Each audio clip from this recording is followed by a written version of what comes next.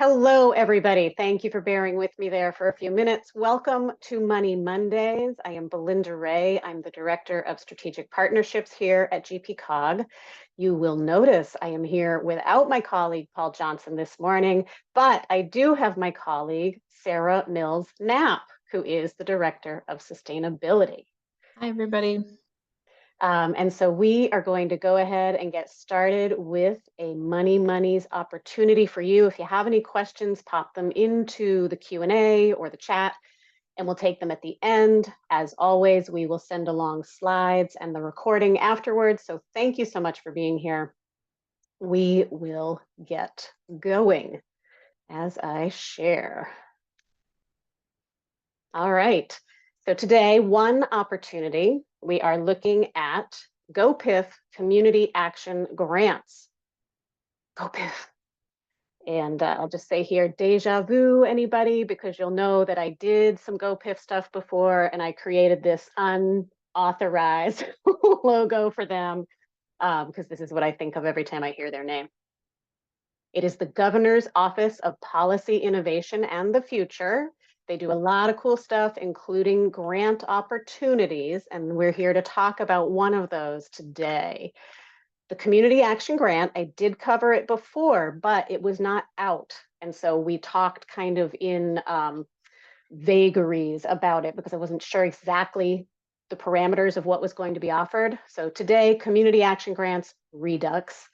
They are grants that allow you to apply for money to support climate action activities in your community in support of Maine Won't Wait. To apply, you have to be enrolled in the State Community Resilience Partnership. This is now open. That's why I'm covering it again. And it is a competitive program that will support climate mitigation, adaptation, and resilience efforts in your community. I said you have to be enrolled in the Community Resilience Partnership. Here's a little snapshot of communities that are enrolled, either directly they were enrolled or they were enrolled through a service provider, they're enrolled with a service provider. And here we are in Cumberland County, we're doing really well. We have most of our communities enrolled. If you're one of the communities that is not, Sara is the one to talk to, and I think she's been reaching out to people anyway. So I'm just going to give some key program features, and then I'm going to let Sara talk a bit about the program, about the kinds of things that qualify and anything else she wants to make sure you know and how she can help. But basic idea, we do know for this round now that the minimum amount is $5,000. The maximum is $75,000 if you are applying alone. If you apply with another community or more than another community, two or more, can request up to $175,000. And then they also this year have added and up to another $5,000 can be made available for administration of the grant. So if you're concerned, like, okay, we would love to get this money, but we have to report, we have to monitor, we have to track in kind, all of this stuff. You can get $5,000 to help you with that part of the grant process, perhaps. Cost share, if you are doing something from a list of community actions, there's no cost share. And then there is a tiered cost share depending on your community size and population and tax assessment. The period of performance, they're expecting you to start on or after March 24th of 2025 and complete within 2 years. I've given this one a 3 on the difficulty scale because it is an application where they spell everything out for you. There's a template that you fill out. You don't have to do a lot of extraneous forms, so it's pretty straightforward. And the deadline is December 17th by 5 p.m. and they expect awards out in March. And now my special guest star. No, it is not Heather Locklear as Amanda. It is Sara Mills-Knapp, GPCOG Sustainability Director. As always, the slides will have more to find out more. Paul's email, my email. And I'm going to stop sharing now and ask Sara, what would you like to tell people about these grant opportunities? Yeah, I think So this year in this update, the GOPIF updated the list of actions that are available for people to sort of the ideas around which you can base your project. So they updated that. It doesn't change greatly, but they did refine it a little bit, and it really is meant to align with the actions that came out of the out of Maine Won't Wait. So really, if you have a project that touches any emissions mitigation type work or resilience, but it also supports, open space planning. You just really need to sort of make the connection in the application around impacts to climate change, or how you're sort of building resilience. So it's pretty broad, which is nice.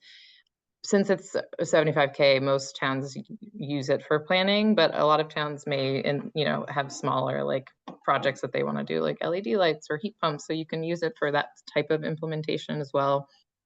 I think for our region, and specifically, we're really moving towards more action implementation around climate change because we've been doing so much planning. So we're really trying to push GOPIF to be thinking creatively around implementation of projects and how this money can support that. So if anybody has thoughts on a project they really want to get shovels in the ground, and this money could either help be match, which is really nice, or could help fund like a pilot project or a first phase, please reach out to let us know, because I think we can definitely talk with GOPIF about how we can use this money for more implementation work.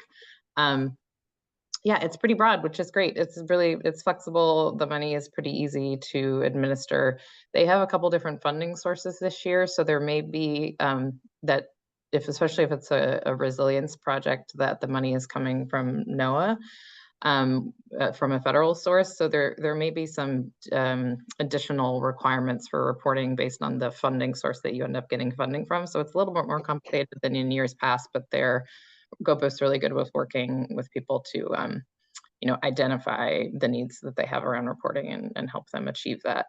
So we have a lot of interesting projects in the region. People have worked on watershed plans or projects that come out of watershed plans, energy efficiency projects, a lot of municipal work that could be done around operations, anything from your climate action plans that are really jumping out to you. It can be, I think it's really great for community engagement and outreach campaigns and that type of work. So we're always here. We actually are getting some funding this year from GOPIF to help support doing some grant writings for the CRP. So if you're feeling overwhelmed, we've written a lot of these grants. So please do reach out. We can help either review or discuss ideas. I know some towns already have ideas that they're moving towards, and a lot of other towns that maybe some of their sustainability committees are working through. So either going to the climate action plan if you have one in your own town, or starting to look at other planning documents is always a good place to start to think about projects and priorities that you might have, or working with sustainability committees. They always have good ideas and things they want money for. So I did just want to note too, there's another track, a service provider track, which GPCOG is eligible as a service provider. And this year they're allowing funding to be used to help do kind of high level vulnerability assessments for communities. So we may be reaching out to some of your communities to discuss if you're interested in having a high level vulnerability assessment, which would come out with some resilience actions that you could apply for in the future as well. So it's kind of a way to create like a pipeline of resilience projects and identify some high level vulnerability risks in your community. So that is one that we may be applying for ourselves and need some community partners on.